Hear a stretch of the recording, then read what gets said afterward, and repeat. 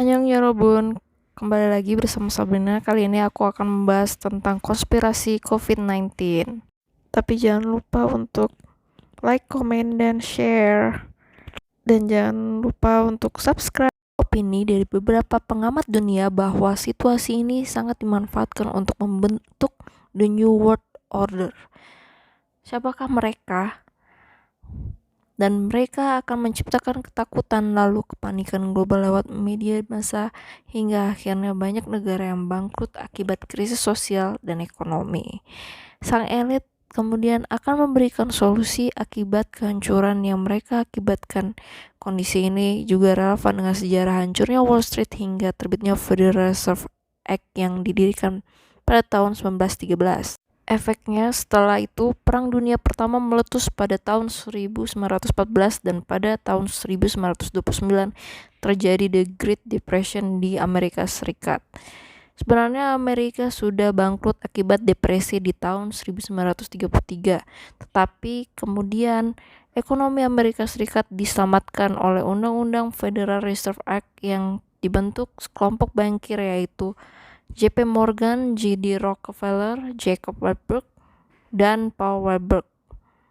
Sekarang ini, Pax Americana pun bertahan hingga saat ini atas dukungan elit global. Pola yang sama akan dilakukan namun lebih halus, membuat ketakutan dunia yang sistemnya akan lebih besar. Dengan menciptakan virus COVID-19, maka seluruh dunia pun akan ketakutan. Kenapa harus Cina sebagai awal penyebaran virus COVID-19? Sebab Cina sudah banyak merontokkan bisnis besar negara adidaya. Cina juga menggalangkan dukungan negara-negara Eropa dan Asia untuk mensukseskan proyek obor. Selain untuk menentukan dominasi Cina, mereka juga memantau cara tepat yang negara itu lakukan, yaitu lockdown. Seruan lockdown banyak digaungkan oleh WHO dibantu tekanan media massa terkemuka di dunia yang dari awal sudah memblow up agar terjadi kepanikan.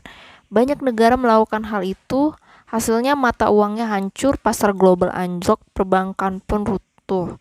Tujuan elit pun sukses membawa dunia menjadi krisis global.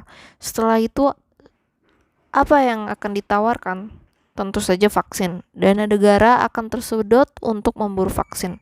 Ketika negara sudah diambang bangkrut, apalagi selanjutnya, tentu saja selanjutnya elit konspirasi ini akan menawarkan solusi untuk pemulihan ekonomi dengan utang-utang baru.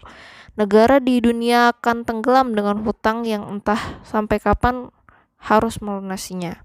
Ekonomi sudah dikuasai dan mereka bisa menerbitkan bond atau surat utang tanpa jaminan. Bahkan ketika pasar modal terjungkang, mereka juga akan membelinya dengan harga yang murah. Dan fase selanjutnya, utang yang tak sanggup dibayar negara, hancurnya ekonomi secara global akan membuat langkah para elit semakin mudah untuk mengontrol dunia. Bahkan akan dibuat mata uang jenis baru yang ditawarkan kepada dunia.